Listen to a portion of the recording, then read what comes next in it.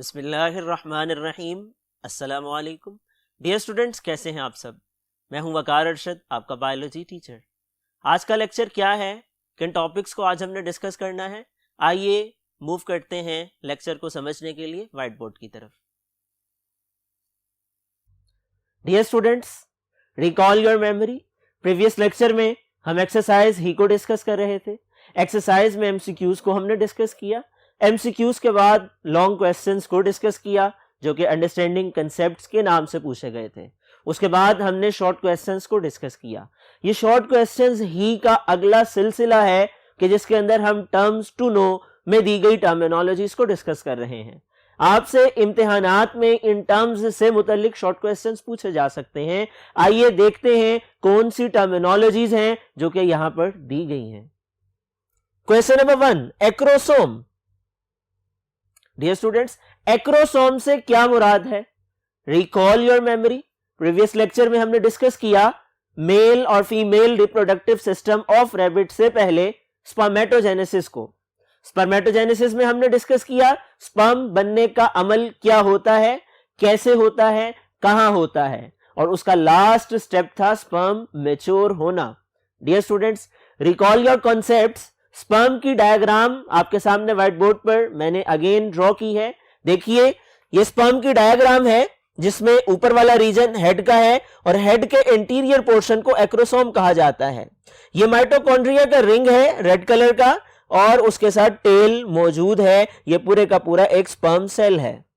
Dear students, इसमें acrosome क्या है? एक्रोसोम स्पर्म के मैच्योर सेल के हेड के एंटीरियर पोर्शन वाला कैप लाइक स्ट्रक्चर है। इसकी डेफिनेशन आप ये लिख सकते हैं, it is cap like structure develops at anterior portion of head in mature sperm cells that contain specific enzymes. ये खास किस्म का कैप लाइक स्ट्रक्चर है जो स्पर्म सेल्स के हेड के ऊपर ऊपरी हिस्से में एंटीरियर पोर्शन में पाया जाता है और इसके अंदर खास किस्म के एंजाइम्स पाए जाते हैं। डियर स्टूडेंट्स, सेकंड टर्मिनोलॉजी क्या है, आइए देखते हैं। Alternation of generation. Recall your memory. Question number 2 में पूछा गया है अल्टरनेशन ऑफ जनरेशन से क्या मुराद है। हम डिस्कस कर चुके हैं जब हमने सेक्सुअल रिप्रोडक्शन इन प्लांट्स को पढ़ा था, वहां हमने ये समझा था कि पौधों में 2 जनरेशंस पाई जाती हैं। एक को स्पोरोफाइट जनरेशन कहा जाता है। स्पोरोफाइट जनरेशन से स्पोर प्रोड्यूस होते हैं और यहां मियोसिस का अमल होता है जो कि रिडक्शन डिवीजन है, और जो स्पोर प्रोड्यूस होते हैं वो मैक्रो और माइक्रोस्पोर्स होते हैं। ये हैप्लॉइड स्पोर्स होते हैं, इनके अंदर क्रोमोसोम पेरेंट्स के मुकाबले में हाफ रह जाते हैं। डियर स्टूडेंट्स, स्पोर्स तब्दील होते हैं गैमीटोफाइट जनरेशन में। गैमीटोफाइट जनरेशन में गैमीट्स बनते हैं, माइटोसिस के अमल से बनते हैं, और ये गैमीट्स मेल और फीमेल गैमीट्स होते हैं। ये जब आपस में मिलते हैं जाइगोट बनता है और जाइगोट से एक मुकम्मल नया पौधा स्पोरोफाइट प्लांट वजूद में आता है।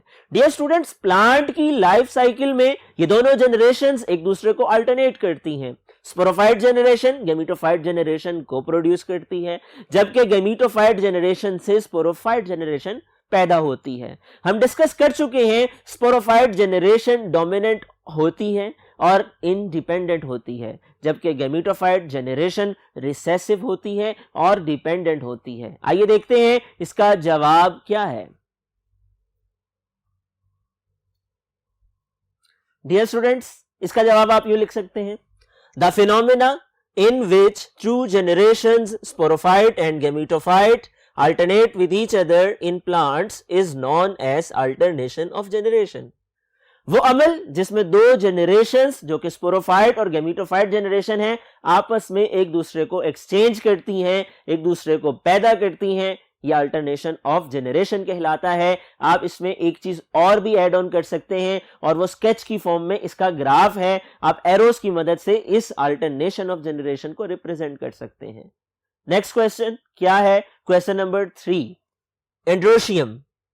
डियर स्टूडेंट्स, एंड्रोशियम किसको कहा जाता है? Recall your memory.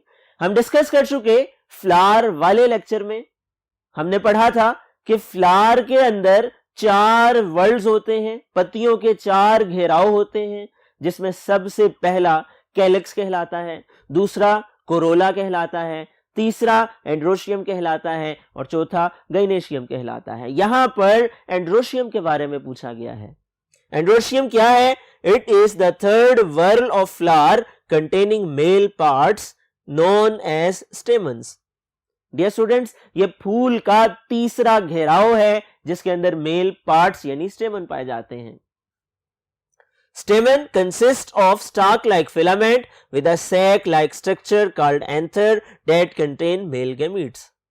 Stamen के अंदर दो मेजर हिस्से हैं, एक डंडी नुमा फिलामेंट है और दूसरा थैली नुमा एंथर है, और एंथर के अंदर मेल गैमीट पाए जाते हैं। आइए देखते हैं नेक्स्ट क्वेश्चन, नेक्स्ट टर्मिनोलॉजी क्या है। Question number 4, anther. Recall your memory, ये भी फ्लावर ही से पूछा गया है। फ्लावर वाले लेक्चर ही में हमने डिस्कस किया था कि जो मेल पार्ट है, जो तीसरा वर्ड है एंड्रोशियम का, उसके अंदर सिंगल यूनिट, उसको स्टेमन कहा जाता है, और स्टेमन के डंडी के ऊपर थैली नुमा हिस्सा एंथर कहलाता है। डियर स्टूडेंट, इसका जवाब आप यूं लिख सकते हैं, it is sac like structure present at the top of stamen in flower that contain male gametes in it. ये एक थैली नुमा स्ट्रक्चर है और ये पाया जाता है फूल में स्टेमन की टॉप पर, और इसके अंदर मेल गैमीट्स मौजूद होते हैं। आइए देखते हैं अगला सवाल क्या है। Question number 5, binary fission. Binary fission क्या है? It is a type of asexual reproduction. Dear students, ये सादा तरीन सेल डिवीजन है जिसमें माइटोसिस होती है, 1 से 2 सेल वजूद में आते हैं। डियर स्टूडेंट्स, बाइनरी फिशन का अमल प्रोकैरियोट्स जैसा कि बैक्टीरिया में भी पाया जाता है, इसी तरह से प्रोटोजोआ जैसा कि अमेबा में भी पाया जाता है, इसी तरह से इनवर्टिब्रेट्स जैसा कि प्लेनेरिया में भी पाया जाता है। इसके अंदर सेल के 2 हिस्से हो जाते हैं, छोटे जानदार के जिस्म के 2 टुकड़े हो जाते हैं, जेनेटिक मटेरियल 2 हिस्सों में तकसीम हो जाता है, और ये तकसीम का अमल सिंपल सेल डिवीजन के जरिए मुमकिन होता है, और ये माइटोसिस होती है। डियर स्टूडेंट्स, इसका जवाब लिखने के लिए आप लोगों ने रिव्यू करना है लेक्चर नंबर 1 को। लेक्चर नंबर 1 में इस सवाल को हम डिस्कस कर चुके हैं, और इसका जवाब आप लिख सकते हैं, it is simple cell division in which one organism divides into 2 by simple mitosis. आइए देखते हैं अगला सवाल क्या है। Question number 6, budding. बडिंग किसको कहा जाता है?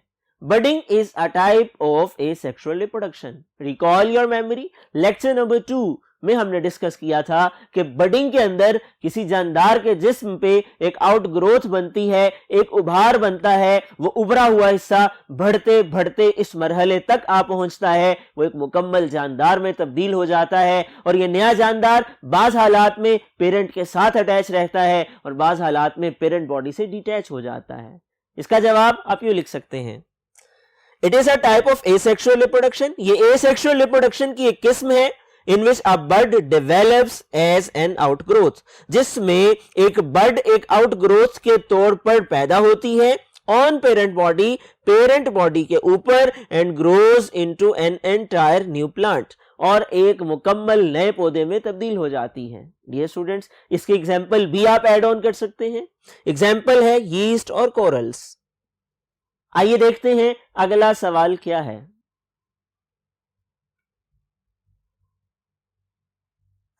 Dear students, next question is question number 7, calyx. calyx से क्या मुराद है? Recall your memory, refresh your mind. आपको याद होगा हमने फ्लावर ही में इससे मुतल्लिक पढ़ा था। calyx क्या है? ये फूल ही का एक हिस्सा है। आपने पढ़ा था फूल के 4 हिस्से हैं, सेपल, पेटल, स्टेमन, कार्पल। ये 4 तरह की पत्तियों पर फूल मुश्तमिल होता है, और इनके घेराव को कैलिक्स, कोरोला, एंड्रोशियम और गाइनेशियम कहा जाता है। तो डियर स्टूडेंट्स, यहां पर कैलिक्स के बारे में पूछा गया है। आप बता सकते हैं ये फूल की पत्तियों का पहला घेराव है जिसके अंदर सेपल्स मौजूद होती हैं, और सेपल वो पत्तियां हैं जो डार्क ग्रीन कलर की होती हैं, और जब फूल खिल नहीं पाता, बंद होता है, बड की फॉर्म में होता है, तो ये सेपल्स ही हिफाजत करती हैं उस ना खिले हुए फूल की। डियर स्टूडेंट्स, इसका जवाब आप यूं लिख सकते हैं, it is the first word of flower. ये फूल का पत्तियों का पहला घेराव है, and its single unit is called as sepals, और इसका एक इनफरादी यूनिट एक इंफरादी पत्ती सेपल कहलाती है। And have dark green coloured, और इनका रंग गहरा सब्ज होता है। It protect flower at bud stage, ये फूल की बड स्टेज पर हिफाजत करती है, खिलने से पहले उसको महफूज बनाती है। आइए देखते हैं अगला सवाल क्या है। Question number 8, carpel. कार्पल ये भी फ्लावर ही से रिलेटेड है, और कार्पल किसको कहा जाता है? फीमेल पार्ट को कहा जाता है। डियर स्टूडेंट्स, फ्लावर के फोर्थ वर्ल्ड में जिसको गाइनेशियम कहा जाता है उसका सिंगल यूनिट कार्पल कहलाता है, और एक कार्पल मुश्तमिल है स्टिग्मा, स्टाइल और ओवरी पर।